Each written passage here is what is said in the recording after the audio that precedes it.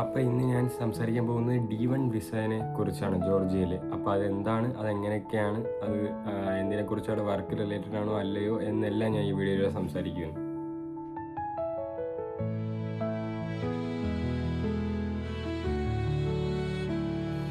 Hello guys, welcome back to my YouTube channel. അപ്പോൾ ഇന്ന് ഞാനൊരു പുതിയ വീഡിയോ ആയിട്ടാണ് വന്നിരിക്കുന്നത്.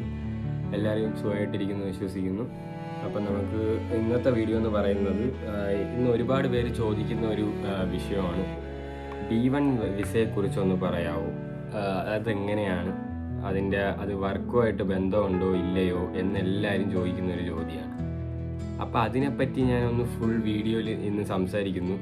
എന്താണ് ജോർജിയയിലെ D1 വിസ എന്ന് പറയുന്നത്, ആർക്കാണ് ഈ വിസ കിട്ടുക, ജോലി ചെയ്യാൻ വരുന്നവർക്ക് ഇതിൻ്റെ റോൾ എന്താണ്, ഇന്നത്തെ വീഡിയോയിൽ അതെല്ലാം വിശദമായി ഞാൻ ഇന്ന് പറയുന്നു. അതാണ് ഇന്നത്തെ വീഡിയോ. അപ്പോൾ നിങ്ങൾ പഴയത് ഞാൻ എല്ലാം പറഞ്ഞിട്ടുണ്ട്, D3 എങ്ങനെ വർക്ക് വിസ ഇതാക്കണം, കാര്യങ്ങളെല്ലാം ഞാൻ വീഡിയോയിലൂടെ എല്ലാം പറയുന്നുണ്ട്. അപ്പോൾ നിങ്ങൾക്ക് പഴയ വീഡിയോ കാണാത്തവരാണെങ്കിൽ അതൊന്ന് കണ്ടു നോക്കുക. എന്നിട്ടും എന്തെങ്കിലും ഡൗട്ട് ഉണ്ടെങ്കിൽ നിങ്ങൾക്ക് കമൻറ്റിലൂടെ ചോദിക്കാം.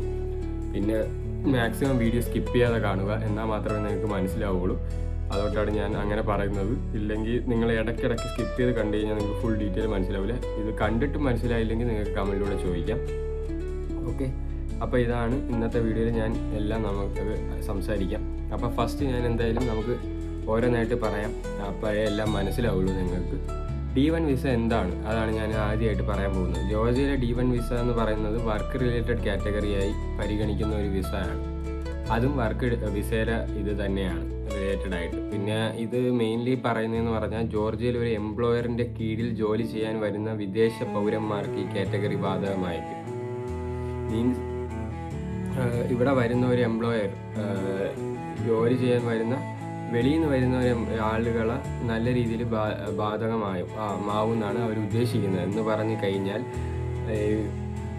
ഇവിടെ ഇപ്പം ജോർജിയയിൽ ഒരു എംപ്ലോയറിൻ്റെ കീഴിൽ, ഇവിടെ ഉള്ള ഒരാളെ കീഴിൽ നമ്മൾ ജോലി ചെയ്യേണ്ടി വരും. അങ്ങനത്തെ രീതിയിലുള്ള ഒരു വിസയാണ് ഈ D1 വിസ എന്ന് പറയുന്നത്. പിന്നെ ആരൊക്കെയാണ് D1 വിസ എടുക്കേണ്ടത്, ഇതൊക്കെ എടുക്കുന്നത് ആരാണെന്ന് ചോദിച്ചാൽ, ജോർജിയയിൽ ജോലി ലഭിച്ചവർ, ഇവിടെ ഉള്ളവർ ജോലി ലഭിച്ചവർ, പിന്നെ കമ്പനി ഹയർ ചെയ്താൽ അവർക്കും ഇത് ഗുണമാണ്. പിന്നെ എംപ്ലോയ്മെൻറ്റ് കോൺട്രാക്റ്റ് ഉള്ളവർ, ജോലിയിലെ കോൺട്രാക്റ്റ് കിട്ടിയവർക്കെല്ലാം ഇത് അപേക്ഷിച്ച് ഇത് ചെയ്യാൻ പറ്റും. പിന്നെ ലോങ് ടേം വർക്ക് പർപ്പസ് ഉള്ളവർ, ഇവിടെ കുറേ വർഷം വർക്ക് പർപ്പസ് അല്ലെങ്കിൽ ലോങ് ആയിട്ട് ഇവിടെ വർക്ക് ചെയ്യണമെന്ന് ആഗ്രഹിക്കാനുള്ളവർക്കെല്ലാം D1 വിസ ആണ് എടുക്കേണ്ടത്. അപ്പോൾ അതാണ് നിങ്ങൾ ചെയ്യേണ്ടത്. പിന്നെ D1 വിസ ലഭിക്കാൻ സാധാരണ എന്ത് വേണം, എന്തൊക്കെയാണ് ഇതിന് മെയിനായിട്ട് വേണ്ടത്, അത് എല്ലാവർക്കും ഒരു ഡൗട്ടായിരിക്കും. ഇതിലും വേണ്ടത് വാലിഡ് പാസ്പോർട്ട് തന്നെയാണ്. അതേപോലെ പിന്നെ എംപ്ലോയ്മെൻറ്റ് റിലേറ്റഡ് ഡോക്യുമെൻറ്റ്സ് വേണം, എംപ്ലോയർ ഇൻഫർമേഷൻ വേണം, പിന്നെ ആപ്ലിക്കേഷൻ ഫോംസ് വേണം, പിന്നെ സപ്പോർട്ടിങ് ഡോക്യുമെൻറ്റ്സ് വേണം. പിന്നെ ഇതെല്ലാം നിങ്ങൾ സെറ്റാക്കിയിട്ട് വേണം നമുക്ക് ഇത് തരുള്ളൂ അവർ. ഇല്ലെങ്കിൽ എന്തെങ്കിലുമൊക്കെ ഒരെണ്ണം മിസ്സായി പോയെന്ന് വിചാരിച്ചാൽ അവർ പിന്നെ നമുക്ക് തരൂല, റിജക്റ്റ് ആവും. പിന്നെ റിക്വയർമെൻറ്റ്സ് ഇതെല്ലാം സമയം അനുസരിച്ച് മാറാം. ഞാൻ എല്ലാ വീഡിയോയിലും പറയുന്നതാണ്, ഇത് തന്നെ എപ്പോഴും ഇതായിരിക്കണമെന്നില്ല.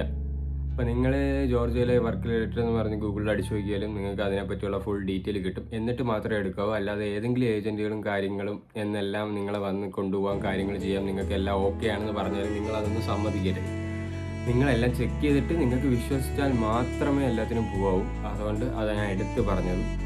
പിന്നെ ഉള്ള പോയിന്റ് എന്ന് പറയുന്നത്, D1 വിസയുടെ പ്രധാന ഗുണങ്ങൾ, ഇതെന്തൊക്കെയാണ് ഇതിൻ്റെ അഡ്വാൻറ്റേജ് എന്ന് നമുക്ക് നോക്കാം. വർക്ക് പർപ്പസ്, പിന്നെ ലീഗൽ സ്റ്റേ ആയിരിക്കും എംപ്ലോയ്മെൻറ്റിന്, ലോങ് ടേം ഓപ്പർച്യൂണിറ്റീസ് ഇവിടെ നിങ്ങൾക്ക് കിട്ടാം, റെസിഡൻസ് റിലേറ്റഡ് പ്രൊസീജിയർ ചെയ്യാനുള്ള സാധ്യത, ഇവിടുത്തെ റെസിഡൻസ് പ്രൊസീജിയർ ചെയ്യാനും അതെല്ലാം നിങ്ങൾക്ക് സെറ്റ് ആയിരിക്കും ആ D1 വിസ എടുത്താൽ. ഇല്ലാതെ വേറെയൊക്കെ ചെയ്ത് വന്നു കഴിഞ്ഞാൽ നിങ്ങൾക്ക് ഇതൊന്നും ചെയ്യാൻ പാടായിരിക്കും. അതാണ് അതിൻ്റെ അഡ്വാൻറ്റേജ്. പിന്നെ പറയുകയാണെങ്കിൽ D1 വിസയും ടൂറിസ്റ്റ് വിസയും തമ്മിലുള്ള വ്യത്യാസം, ഇതെല്ലാവരും ഡൗട്ടാണ്. ഈ വർക്ക് വിസ ഇതിന് വരാൻ പറ്റുമോ എന്നൊക്കെ ഉണ്ട്. അതെല്ലാം ഞാൻ വീഡിയോയിൽ ചെയ്തിട്ടുണ്ട്, പഴയ വീഡിയോയിൽ. അപ്പോൾ അതെല്ലാം ഒന്ന് കണ്ടു നോക്കിയിട്ട് നിങ്ങൾ എന്തെങ്കിലും ഡൗട്ട് ഉണ്ടെങ്കിൽ ചോദിച്ചാൽ മതി. അപ്പോൾ ഇത് ഞാൻ പറയുക.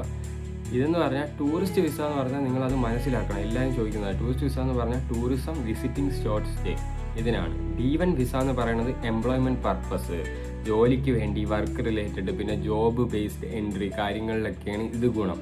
അത് നിങ്ങൾ രണ്ടിൻ്റെ ഡിഫറൻസ് മനസ്സിലാക്കി എപ്പോഴും വയ്ക്കുക. പിന്നെ ആളുകൾ ചെയ്യുന്ന മിസ്റ്റേക്സ് അത് ഞാൻ പറഞ്ഞുതരാം. ടൂറിസ്റ്റ് വിസയും D1 വിസയും ഒരേപോലെയാണ് എല്ലാവരും കരുതുന്നത്. അങ്ങനെ ഒരിക്കലും കരുതല്ല്. അങ്ങനെ ആരെങ്കിലും കൊണ്ടുവരാമെന്ന് പറഞ്ഞാൽ നിങ്ങൾ സമ്മതിക്കരുത്. അവരെല്ലാം ഫേക്ക് ആയിരിക്കും. നമ്മളിവിടെ വന്നു കഴിഞ്ഞ് കഷ്ടപ്പെടുന്നത് പിന്നെ നിങ്ങളായിരിക്കും, പിന്നെ ബുദ്ധിമുട്ടും. അതുകൊണ്ട് നിങ്ങൾ അതെല്ലാം മനസ്സിലാക്കിയിട്ട് വേണം നിങ്ങളത് മുന്നോട്ട് പോകാൻ. ആരെങ്കിലും പറയാണ്, ഇപ്പോൾ എനിക്ക് തന്നെ കുറേ കമൻറ്റ് വന്നായിരുന്നു ചില ആൾക്കാരുകളെ. അവർ പറയുന്നത് ഇതേപോലെ കൊണ്ടുവരാമെന്ന് പറഞ്ഞു, ഇവിടെ വന്നപ്പോൾ ഒന്നും ഇല്ല, കാര്യങ്ങളൊക്കെ ഇല്ല എന്നൊക്കെയാണ് പറയുന്നത്. ഞാൻ പറയുന്നത് നിങ്ങളത് അങ്ങനെയൊന്നും ചെയ്യാതെ വാലിഡായി തന്നെ എടുത്തു വരിക. പിന്നെ ചിലവർ ചോദിക്കുന്നുണ്ട് ഇതേപോലെ ഇതൊക്കെ വരാമോ, ഇങ്ങനെയൊക്കെ കിട്ടുമോ, അതിനൊക്കെ വേണ്ടിയാണ് ഞാൻ പഴയ വീഡിയോ ചെയ്തിട്ടുണ്ട്. അപ്പോൾ ഇത് നിങ്ങൾക്കൊരു ഗുണമായിക്കോട്ടെ എന്ന് വിചാരിച്ചാൽ പറയുന്നത്. അങ്ങനെ ചെയ്യല്. പിന്നെ ഒഫീഷ്യൽ റൂൾസ് എപ്പോഴും പരിശോധിക്കണം, അത് മാറിക്കൊണ്ടിരിക്കാം. ഡോക്യുമെൻറ്റ്സ് ശരിയായി തയ്യാറാക്കാതിരിക്കുക, അതൊന്നും ചെയ്യല്. എല്ലാം സെറ്റാക്കുക, ഞാൻ പറഞ്ഞ കാര്യങ്ങളെല്ലാം. പിന്നെ ഞാൻ പറഞ്ഞ പോലെ ഫേക്ക് ഏജൻറ്റുമാരെ വിശ്വസിക്കല് ദയവ്. പിന്നെ എല്ലാവർക്കും ഉള്ളതായിരിക്കും D1 വിസ എടുക്കുന്നതിന് മുമ്പ് ശ്രദ്ധിക്കേണ്ടത് എന്താണ്? ഇവിടെ എടുക്കുന്നതിന് മുമ്പ് ശ്രദ്ധിക്കേണ്ടത് ജെന്യുവൻ എംപ്ലോയർ ആണോ എന്ന് നിങ്ങൾ ചെക്ക് ചെയ്യുക. അവിടെ ജെന്യുവൻ ആണോ, ഇവിടെ കോൺട്രാക്റ്റ് ഉണ്ടോ? കോൺട്രാക്റ്റ് ഇല്ലാത്തതൊന്നും എടുക്കില്ല കേട്ടോ. കഴിവതും കോൺട്രാക്റ്റ് അവർ തരാൻ വേണ്ടി നിങ്ങൾ പ്രഷർ ചെയ്യണം. ഇപ്പോൾ നാട്ടിൽ നിന്ന് അപ്ലൈ ചെയ്യണതിന് മുന്നേ ഇവിടെ കെട്ടിയാൽ നിങ്ങൾ അങ്ങനെ ആക്കണം. അപ്പം അവർ തന്നു കഴിഞ്ഞാൽ നിങ്ങൾക്ക് എന്തായാലും ഉറപ്പിക്കാം അത് ജെന്യുവൻ ആണോ എന്ന് നിങ്ങൾക്കെല്ലാം സെർച്ച് ചെയ്യാം. പിന്നെ സാലറി ടേംസ് നല്ല രീതിയിൽ മനസ്സിലാക്കണം, കാരണം അവരെങ്ങനെയാണ് പറയുന്നത്. പിന്നെ ഒഫീഷ്യൽ പ്രൊസീജിയേഴ്സ് ഫോളോ ചെയ്യുന്നുണ്ടോ എല്ലാം നോക്കണം. എല്ലാം കറക്റ്റാണോ, ഈ ഫേക്ക് അല്ലല്ലോ എന്നെല്ലാം നിങ്ങളൊന്ന് ചെക്ക് ചെയ്യണം. എന്നിട്ട് മാത്രമേ എടുക്കാവൂ. പിന്നെ D1 വിസ നമുക്ക് കിട്ടാൻ എത്ര സമയം എടുക്കും എന്ന് പറഞ്ഞുതരാം. കാരണം എല്ലാവർക്കും അതുള്ള ഒരു ഡൗട്ടായിരിക്കും, എത്ര സമയമാണ് എടുക്കുന്നത്. അപ്പം അതിനെപ്പറ്റി ഞാനൊന്ന് പറഞ്ഞുതരാം. എത്ര പോയാലും എനിക്ക് തോന്നുന്നു ഒരു പ്രോസസ്സിങ് ടൈം എപ്പോഴും ഒരു സ്ഥിരം ടൈമല്ല. ഒരു 30 ദിവസം അല്ലെങ്കിൽ ഒരു മാസം, 2 മാസം, മേ ബി 3 മാസം വരെയും പോയേക്കാം. പലരും ചോദിക്കുന്നുണ്ട് കിട്ടുന്നില്ല.